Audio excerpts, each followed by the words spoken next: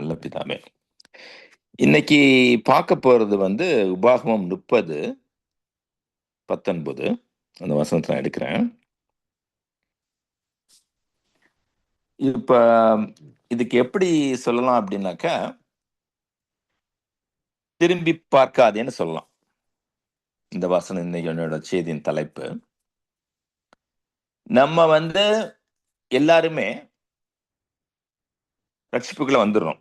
நம்முடைய எகிப்தை விட்டு நம்முடைய வாக்குத்தத்த பூமியான இஸ்ரவேலுக்குள்ள வந்துடுறோம். நம்ம வந்த பிறகு பல தடவை நமக்கு சில சந்தர்ப்பங்கள், சில வாழ்க்கையில சில சம்பவங்கள் நடக்கும் பொழுது நம்ம பின்னோக்கி பார்க்கிறோம். அப்படி பின்னோக்கி பார்க்க கூடாது அப்படின்னு பல இடத்துல வேதத்துல போட்டிருக்கு. புதிய ஏற்பாட்டில் இருக்கு, பழைய ஏற்பாட்டில் இருக்கு. நம்ம இன்னைக்கு பார்க்க போறது உபாகமம் 30:19. தமிழ் பைபிள்ல 263 பக்க எண். நான் படிக்கிறேன். கடைசி பகுதி நம்ம பார்க்க போறோம். ஆனா முழு வசனத்தை நான் படிக்கிறேன். நான் ஜீவனையும் மரணத்தையும் ஆசீர்வாதத்தையும் சாபத்தையும் உனக்கு முன் வைத்தேன்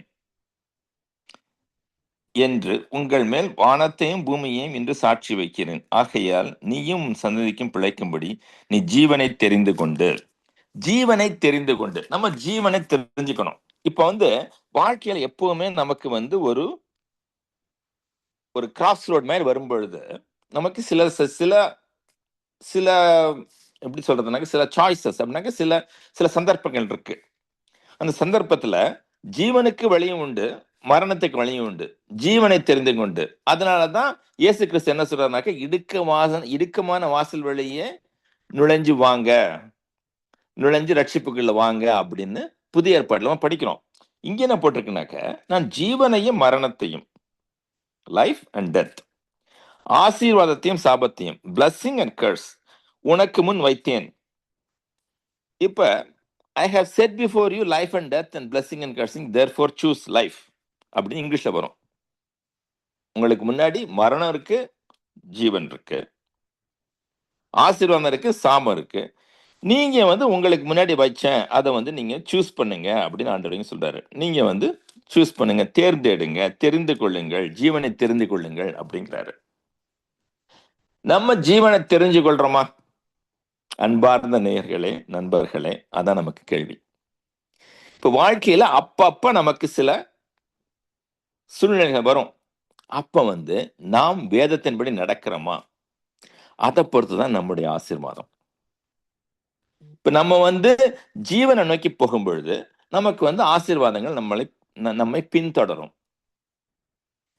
நாமே மரணத்தை நோக்கி போனாக்க பின்தொடராது. இப்ப காமன் எக்ஸாம்பிள் கொடுக்கலாம்னாக்க, இப்போ அமெரிக்கால ஹாலோவீன் சொல்லிட்டு பேய்களை கொண்டாடுவாங்க. அக்டோபர் 31 வரும். அப்ப நிறைய பேர் கிறிஸ்டியன்ஸ் கூட என்ன பண்ணுவாங்கனாக்கா, அவங்களுக்கு என்ன பண்றதுன்னு தெரியாம பேய் மாதிரி வேஷம் போட்டு வருவாங்க. எனக்கு தெரியும் சில பேப்டிஸ்ட், சிலர் நல்ல கிறிஸ்தவர்கள் பேய் மாதிரி கண்ட அங்கிகள்லாம் போட்டு ஆபீஸுக்கு வருவாங்க அன்னைக்கு ஹாலோவீனை செலிப்ரேட் பண்றதுக்கு. ஏன்? அவங்க ஊரோட ஒத்து வாழணும் அப்படின்னு சொல்லிட்டு நான் ரொம்ப எப்படி அவங்கள ப்ரொஜெக்ட் பண்ணிக்கிறாங்க, எப்படி அவங்கள காமிச்சுக்கிறாங்கனாக்க, நான் ஊரோட ஒத்து வாழ்கிறேன், நான் live in Rome like Romans டூங்கிற மாதிரி நான் யாரையுமே நான் பாகி பிரித்து பார்க்கறது இல்லை. நான் I am including everybody. Inclusion ஒரு பதம் இங்க இருக்கு அமெரிக்கால. இன்க்ளூஷன்னாக்க எல்லாரையும் சேர்த்து கொள்ளுதல். நாங்க எல்லாரையும் சேர்த்துக்கிறோம் அப்படின்னு சொல்லிட்டு அந்த மாதிரி நடப்பாங்க. அந்த மாதிரி நடக்க கூடாது. வேதத்துல போட்டிருக்கும் போது வேதம் தான் நமக்கு விளக்கு மாதிரி, விளக்கு மாதிரி, தீபம் மாதிரி. பாதைக்கு தீபம்ங்கிறாங்களா, அது வேதம் தான். அந்த வேதம் என்ன சொல்லுதோ அதைத்தான் நம்ம எப்பவுமே பண்ணணும். இப்ப பாருங்களேன், நிறைய பேர் தப்ப பண்ணுவாங்க. பண்ணிட்டு ஆண்டவரே என்னை மன்னியும், எனக்கு நிறைய விசுவாசத்தை கொடும். பாருங்களேன், ஒருத்தர் சிகரெட் பிடிக்கிறான்னு வச்சுக்கோங்களேன், அவர் டெய்லி ப்ரேயர் பண்ணி. இன்ஃபேக்ட் நான் கொஞ்ச நாளைக்கு முன்னாடி சர்ச்சுக்கு போயிருந்தேன், 5 நிமிஷத்துக்கு முன்னாடி. சர்ச்சு காம்பவுண்ட்ல இங்கு புகை பிடிக்காதீர்கள்னு போட்டிருக்கோம்.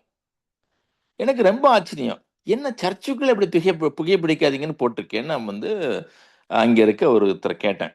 போதகர்கிட்ட பேச முடியாத ஒரு பெரிய ஆளு, ரொம்ப போதகருக்கு துணை போதகர் மாதிரி. அங்க இருக்க அஷர்ட்ட கேட்டேன், ஏன் இப்படி போட்டிருக்காங்க அப்படின்னு கேட்டேன். அதுக்கு சொன்னா, இல்ல பிரதர், கொஞ்சம் பேர் இங்க ஸ்மோக் பண்ணுவாங்க அப்படின்னாரு. எனக்கு தூக்கி ஏற்பட்டுச்சு, என்னடா இது இப்படி இருக்கே அப்படின்ட்டு. ஆனாக்கா அந்த மாதிரி இருக்கும். ஏன்னா பலரால அந்த பழக்கத்தை விட முடியல. அதனால நிறைய பேர் வந்து இந்த மாதிரி ஜெபம் பண்ணுவாங்க, ஆண்டவரே சிகரெட் எடுத்து போடும்பா, எனக்கு வந்து அன்பில நடக்க கிருபையை தரும், அந்த மாதிரிலாம் பண்ணுவாங்க. அந்த மாதிரி ஜெபங்கள் பண்ணுவாங்க. ஆனாலும் அவங்களால அதை போட முடியாது. ஏன்னாக்க அந்த மாதிரி ஜெபங்கள் வந்து அவ்வளோ எஃபெக்டிவா இருக்காது.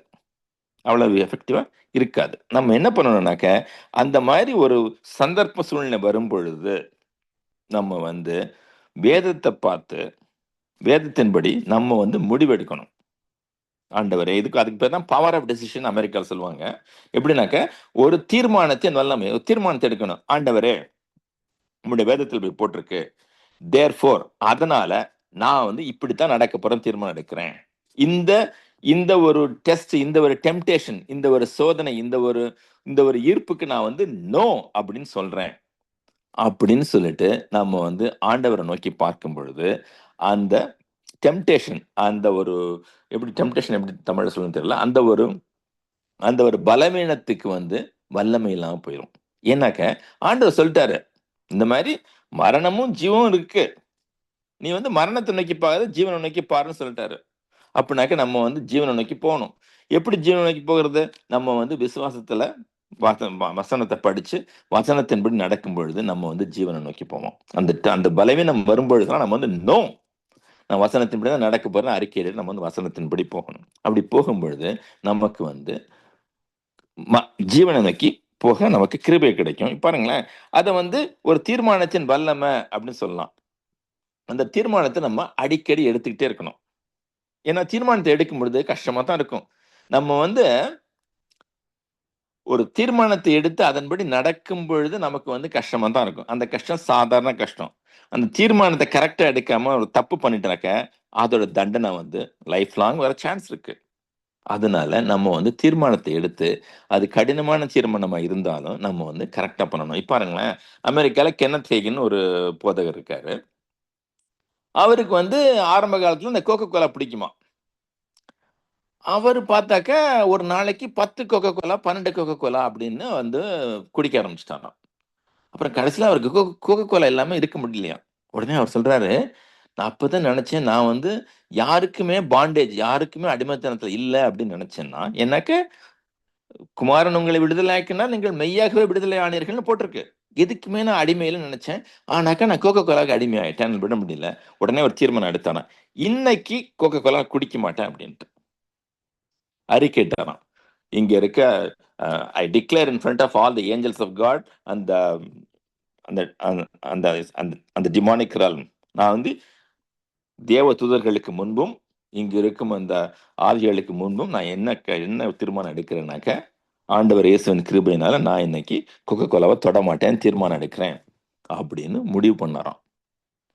முடிவு பண்ணிட்டு அவருக்கு வந்து டெம்டேஷன் எக்கச்சக்கத்து வந்துச்சான். ஆஹா, குடிக்கணும் குடிக்கணும் குடிக்கணும், குடிக்கவே இல்லையா. கண்டிப்பா சுத்தமா அந்த பழக்கத்தை விட்டாராம். அதே மாதிரி இந்தியாவில் எனக்கு ஒரு போதகர் பெரிய எவாஞ்சலிஸ்ட். அவர் ஒரு நல்ல கதை சொன்னார். அவருக்கு வந்து அவரு பிராமண குடும்பத்துல இருந்து தெரிந்து கொள்ளப்பட்டவர். ஆண்டவர் அழைச்சிருக்காரு பிராமண குடும்பத்துல இருந்து. பிராமண குடும்பத்துல அவங்க வந்து கறி மட்டன்லாம் சாப்பிட மாட்டாங்க. ஃபுல்லா தயிர் நிறைய சாப்பிடுவாங்க, தயிரும் பருப்பும். அவருக்கு எப்ப பார்த்தாலும் தயிர் தயிர். கன்னடத்துக்காரர், பெங்களூர்காரவர். கன்னடத்துல தயிருக்கு பேர் ஏதோ சம் பேர் இருக்கு. அதுனா அவருக்கு உயிதான். எப்ப பார்த்தாலும் சாப்பிட்டே இருப்பாராம் அவரை. கடைசியில அவர் கண்டுபிடிச்சாராம், அதுக்கு நான் அடிமையாயிட்டேன் அப்படின்ட்டு.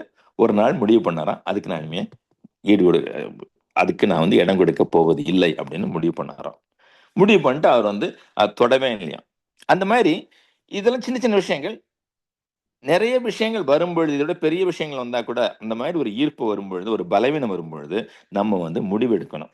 நான் வந்து எதுக்குமே அடிமை கிடையாது, நான் இயேசு கிறிஸ்துக்கு மட்டுமே அடிமை. இப்போ டூலோஸ்னு கிரீக்ல ஒரு பதம் இருக்குல்ல, பவுல் அடிக்கடி போட்டிருப்பாரு புதிய ஏற்பாடு. டூலோஸ்னாக்க வில்லிங் ஸ்லேவ், என் மனமு வந்து நான் வந்து அவருக்கு அடிமையாயிட்டுன்னு போட்டிருப்பாரு செயின்ட் பால். அந்த மாதிரி நம்ம வந்து அடிமையாக இருக்கணும். இயேசுக்கு அடிமையா இருக்கும் பொழுது மற்றவர்களுக்கு நம்ம வந்து அடிமையா இருக்க அவசியம் கிடையாது. அது வந்து எப்படி பண்ணணும்னாக்க, நம்ம ஒரு தீர்மானத்தை எடுப்பதன் மூலமாக அந்த பவர் ஆஃப் டெசிஷன், தீர்மானத்தின் வல்லமையை நம்ம வந்து ருசி பார்த்தா தான் நம்ம வந்து வாழ்க்கையில முன்னேற முடியும். ஏன்னா நிறைய விஷயங்கள்ல அந்த மாதிரி வரும், டெம்டேஷன்ஸ் வரும். அது இது பண்ண வரும், சுகர் சாப்பிட்றதுக்கு டெம்டேஷன் வரும், எக்ஸசைஸ் பண்ணாம இருக்கணும்னு தோணும். அதெல்லாம் நம்ம வந்து வெற்றி கொள்ள வேண்டும் அப்படின்னாக்க நம்ம வந்து தீர்மானத்தை எடுக்கணும். ஜீவனை நோக்கி போக தீர்மானம் பண்ணணும். இப்ப நமக்கு இன்னொரு பைபிள்ல யோசுவா 24 பார்ப்போம். அது ரொம்ப பிரபலமான வசனம். யோசுவா 24:14-18 வரைக்கும் பார்ப்போம். அதை எடுக்கிறேன், ஒரு நிமிஷம். யோசுவா 24:14.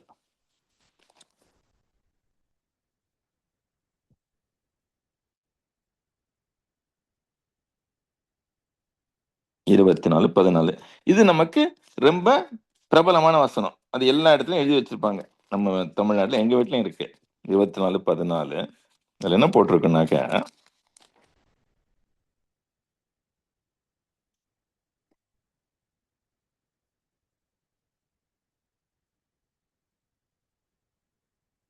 இருபத்தி 19 324 14 இங்க இருக்கு. 14. 24:14 15 வசனத்தை படிக்கிறேன், கடைசி வசனத்தை. நானும் என் வீட்டாருமோ என்றால் கர்த்தரையே சேவிப்போம். As for me and my house we will serve the Lord. இந்த வாக்குத்தத்தம் ரொம்ப பிரமாதமான வாக்குத்தத்தம். இது எல்லார் வீட்லயும் இருக்கணும். ஏன்னா இது ஒரு நல்ல ஒரு ரிமைண்டர். நமக்கு வந்து நினைவூட்டிக்கிட்டே இருக்கு, நம்ம வந்து கர்த்தரையே சேவிக்கணும் அப்படின்ட்டு. இப்ப பாத்தீங்கன்னாக்க, நான் இந்த 14-18 வரைக்கும் படிக்கிறேன். படிச்சுட்டு கொஞ்சம் ஆழமா பார்ப்பேன் இன்னைக்கு. ஆகையால் நீங்கள் கர்த்தருக்கு பயந்து, 14வது வசனம், பக்கம் எண் 300, பழைய ஏற்பாடு, யோசுவா 24:14. ஆகையால் நீங்கள் கர்த்தருக்கு பயந்து அவரை உத்தமமும் உண்மையுமாய் சேவித்து உங்கள் பிதாக்கள் நதிக்கு அப்புறத்திலும் எகிப்திலும் சேவித்த தேவர்களை அகற்றிவிட்டு கர்த்தரை சேவியுங்கள். கர்த்தரை சேவிக்கிறது உங்கள் பார்வைக்கு ஆகாததை கண்டால் பின்ன யாரை சேவிப்பீர்கள் என்று இன்று தெரிந்து கொள்ளுங்கள். நதிக்கு அப்புறத்தில் உங்கள் பிதாக்கள் சேவித்த தேவர்களை சேவிப்பீர்களோ? நீங்கள் வாசம் பண்ணுகிற தேசத்துக்கு குடிகளாக எமோரியரின் தேவர்களை சேவிப்பீர்களோ? நானும் என் வீட்டாருமோ என்றால் கர்த்தரையே சேவிப்போம்.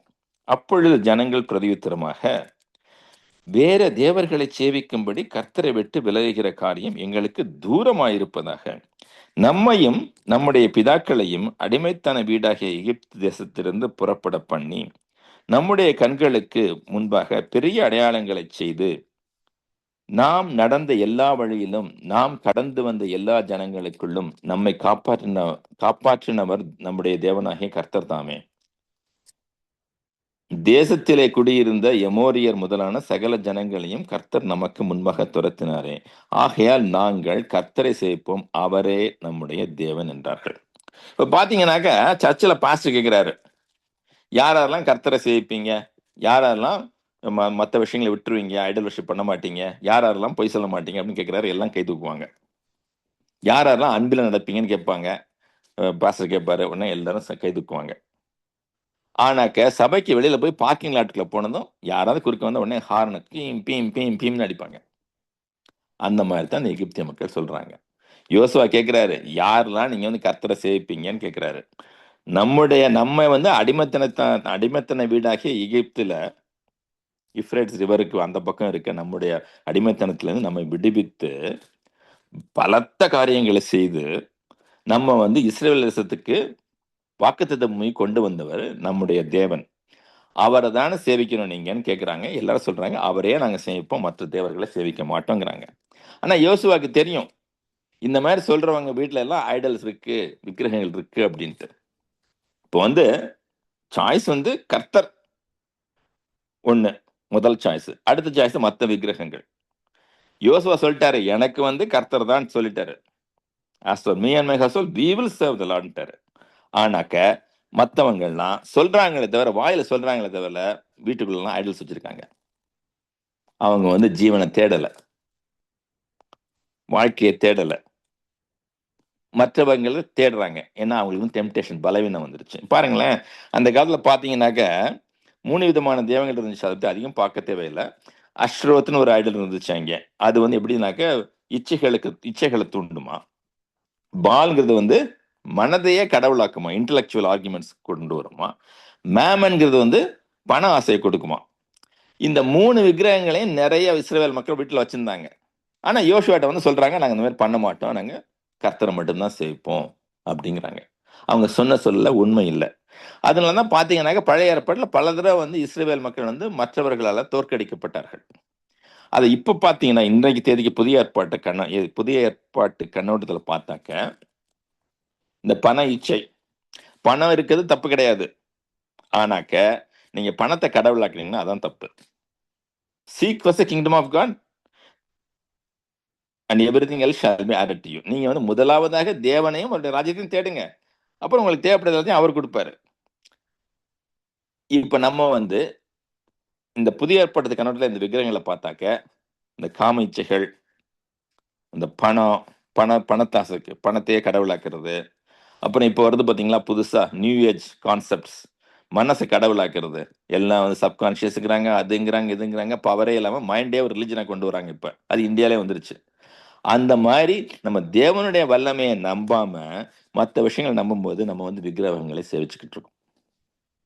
அந்த மாதிரி விக்கிரகங்களை சேவிக்காம கர்த்தரையும் கர்த்தருடைய வசனத்தை மட்டுமே நம்ம சேவிக்கணும். சேவிச்சுட்டு கர்த்தருடைய வசனத்தை அறிக்கையிடணும். அப்படி அறிக்கையிடும் பொழுது நம்ம வந்து எல்லாரையும் விட கரெக்டா இருப்போம், எல்லாரும் நன்றாக வாழ்வோம். நம்ம ஜீவனை நோக்கி கர்த்தரை நோக்கியே நம்ம வந்து நம்மளோட கண்ணோட்டம் இருக்க வேண்டும். கர்த்தரை மட்டுமே நாம் வந்து பிடித்து கொள்ள வேண்டும். அவரை மட்டுமே நம்ம ஆராதிக்கணும், வேற யாரையும் ஆராதிக்க கூடாது. ஏன்னா அவர் தான் நம்ம ஃபர்ஸ்ட் பார்க்கணும், வேற யாரையும் பார்க்க கூடாது. அப்படி கர்த்தரை முதலாவதாக தேடும் பொழுது கர்த்தர் உங்ககிட்ட பேசுவாரு, உங்களை வழி நடத்துவாரு. அப்படி வழி நடத்தும் போது நம்ம வந்து ஜீவனை நோக்கி போய்கிட்டு இருக்கோம். நாமும் நம் வீட்டாரும் ஆசீர்வதிக்கப்படுவோம். யோசுவா சொன்ன மாதிரி me and your house will serve the Lord. இப்போ இதை வலியுறுத்துற மாதிரி ஒரு கதை ஒன்று சொல்றேன். இது ரொம்ப பிரபலமான கதை, அமெரிக்காவில் ரொம்ப பிரபலமான கதை. இந்த கதை சொல்ல டைம் இருக்குல்ல, ஒரு 2 minutes இருக்கா? எஸ் பாஸ்டர், எடுங்க பாஸ்டர். இது வந்து இவரோட பேர் வந்து சக் கோல்சன், சார்ல்ஸ் கோல்சன்ங்கிறது இவரோட பேரு. அவர் வந்து அமெரிக்க பிரசிடென்ட் ரிச்சர்ட் நிக்சன் அவர் டயத்துல அவரோட ஸ்பெஷல் லீகல் அட்வைசர் இருந்தார் இவர் சக் கோல்சன். ரிச்சர்ட் அதிபர் நிக்சன் பத்தி எல்லாருக்குமே தெரியும். 1970-80 ரொம்ப பிரபலமா இருந்தவர். அவர் வியட்நாம் வாருக்கு அப்புறம் அவர் தான் தேர்ந்தெடுத்தாங்க மக்கள், ரிப்பப்ளிகன் பார்ட்டி, ரொம்ப பிரபலமான ஆளு. அவருக்கு வலது கை இந்த சக் கோல்சன். இப்ப என்ன ஆச்சுனாக்க நிக்சன் இதுல ஒரு ஊழல் ஒன்று நடந்துச்சு, வாட்டர் கேட் ஸ்கேண்டல் ஒரு ஸ்கேண்டல் ஒன்று வந்தது. அந்த மாதிரி வாட்டர் கேட் ஊழல் என்ன ஆச்சுனாக்க நிக்சனை வந்து பதவி நீக்கம் பண்ணப்பட்டார் நிக்சன். அப்படி நிக்சன் பதவி நீக்கம் பண்ணப்படும் பொழுது சக் கோல்சன் வந்து ஜெயில போட்டாங்க. இவர் போய் சொன்னாரு, இந்த மாதிரி சூழ்ச்சி பண்ணிட்டான்னு சொல்லிட்டு சக் கோல்சனை ஜெயில போட்டாங்க. 1974 அவர் ஜெயிலுக்கு போயிட்டாரு. அப்ப ஜெயிலுக்கு போனதும் அவருக்கு வந்து ஒரு பெரிய ஒரு வாழ்க்கையா செதஞ்சு போயிடுச்சு. அப்ப அவர் வந்து எல்லாத்தையும் விட்டுட்டு போயிருக்கலாம், அவர் வாழ்க்கையை முடிச்சிருக்கலாம். ஆனாக்க அவர் ஜெயிலுக்கு போனதும் அவருக்கு ஒரு புஸ்தகம் கொடுக்கப்பட்டதான், மியர் கிறிஸ்டியானிட்டி அப்படின்னு சொல்லிட்டு ஒரு பெரிய பழைய புஸ்தகம். அது மியர் கிறிஸ்டியானிட்டி, C.S. லூயிஸ் அப்படிங்கிறவர், நார்னியா எழுதின ஆத்தர். அவர் நார்னியாங்கிற உலக புகழ் பெற்ற கிறிஸ்துவ நூலை எழுதின ஒரு பேர் வந்து C.S. லூயிஸ். அவர் எழுதின கதை வந்து மியர் கிறிஸ்டியானிட்டி. கதை கிடையாது, உண்மையான சம்பவங்கள் இருந்த ஒரு நல்ல புத்தகம் மியர் கிறிஸ்டியானிட்டி. அதை படிச்சதும் அவருக்கு தோணுச்சான், ஆஹா, இவ்வளவு நாள் என்னோட வாழ்க்கையில வல்லமை, அதிகாரம், பெருமை அப்படிங்கிறது தேடியே ஓடினேன். நான் மரணத்தை நோக்கியே ஓடிக்கிட்டு இருந்தேன், ஜீவனை நோக்கி ஓடலை, நான் ஆண்டவரை தேடவே இல்லை அப்படின்னு அவர் கதறி அழுதலாம் சிறையில இருந்து. அப்படி கதறி அழுது அவரோட லைஃப்பை வந்து கிறிஸ்துக்கு கொடுத்துட்டாரு. கிறிஸ்துவை ஏற்றுக்கொண்டார். அப்போ ஏற்றுக்கிட்டு அவர் வந்து இப்போ சொல்லிட்டானா, நான் வந்து இவ்வளவு நாள் நான் மரணத்தை தேடினேன், இவ்வளவு நாளும் பெருமையை தேடினேன், இவ்வளவு நாளும் உலக இன்பத்தை தேடினேன், நான் இன்னிலேருந்து வந்து கிறிஸ்துவ தேட போறேன் அப்படின்னு சொல்லிட்டு அந்த ஜெயிலே அவர் என்ன பண்ணாருனாக்க பிரிசன் மினிஸ்ட்ரி ஒன்று ஆரம்பிச்சாராம். பிரிசன் ஃபெலோஷிப் அப்படின்னு இங்கிலீஷ்ல சொல்லுவாங்க. அதை ஆரம்பிச்சாராம். அது ஆரம்பிச்ச பிறகு அவர் வந்து ஜெயிலிருந்து கொஞ்ச நாள் வெளில வந்துட்டாரு. வந்த பிறகு அவர் வந்து முழு நேர ஊழியர் ஆயிட்டு 30 புத்தகங்கள் எழுதிட்டு அந்த பிரிசன் ஃபெலோஷிப் வந்து உலகம் முழுக்க, அமெரிக்கால மட்டும் இல்ல, உலகம் முழுக்க இருக்க ஜெயில எல்லாத்துலயுமே இப்ப இருக்கு, இன்னைக்கும் இருக்கு. அது என்ன பண்ணுதுனாக்க சுவிசேஷத்தை பிரசங்கம் பண்ணி அவங்களுக்கு ஒரு மறுவாழ்வு, இந்த ஜெயில இருக்கவங்க எல்லாம் மறுவாழ்வு கொடுக்கறதுக்கான முக்கியமான ஏஜென்சி வந்து பிரிசன் ஃபெலோஷிப் வந்து சக் கோல்சன் கிரியேட் பண்ணுது. அவர் சொன்னார் கடைசியில, நான் வந்து சிறைக்கு போனது ஒரு பெரிய அதிசயம் கிடையாது. எல்லாம் சொல்றாங்க நான் பெரிய அமெரிக்க அதிபருக்கு வலதுகையா இருந்தேன்னா ஜெயிலுக்கு போனது பெரிய ஆச்சரியமான விஷயம் அப்படின்னு சொல்றாங்க. அது பெரிய ஆச்சரியம் கிடையாது. ஆனா ஜெயிலுக்குள்ள ஆண்டவர் என்ன தேர்ந்தெடுத்ததுதான் பெரிய விஷயம். அது என் வாழ்க்கையை மாற்றிடுச்சு அப்படின்னு சொல்றான் செக் கோல்சன். அவரோட பாப்புலரான கோட் இது. அதனால என்ன ஆச்சுனாக்கா அவர் வந்து கடைசியில அது டிஸ்ட்ரக்ஷன், பவர், ப்ரைடு எல்லாத்தையும் விட்டுட்டு கடைசியில அவர் வந்து repentance, humility and love for God, love for Jesus Christ அப்படின்னு ஜீவனை அந்த இடுக்கமான வாசலை தேடும் பொழுது அவரோட வாழ்க்கையே மாறி அவர் வந்து உலகத்திற்கு நிறைய பேருக்கு ஆசீர்வாதமாக மாறினார். அதனால நாம வந்து ஜீவனை தேட அனுதினமும் ஜாக்கிரதையா இருக்கணும்.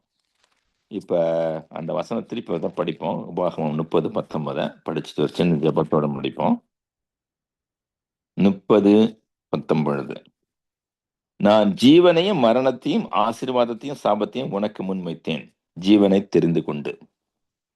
Thank you, Jesus. Father, we praise your holy name. I ask you, Father, to give us the wisdom and the grace by the power of your Holy Spirit to make the right decisions, O Lord. Help us not to yield to the temptations and help us to seek life. Help us to put on Christ on a daily basis so that we can go onward, upward, and forward in evangelizing the world and to make this world a better place. I ask you, Father, to bless all the listeners abundantly, Lord. Lead them and guide them by the power of your Holy Spirit on a daily basis. Let them choose life and life abundantly, Lord.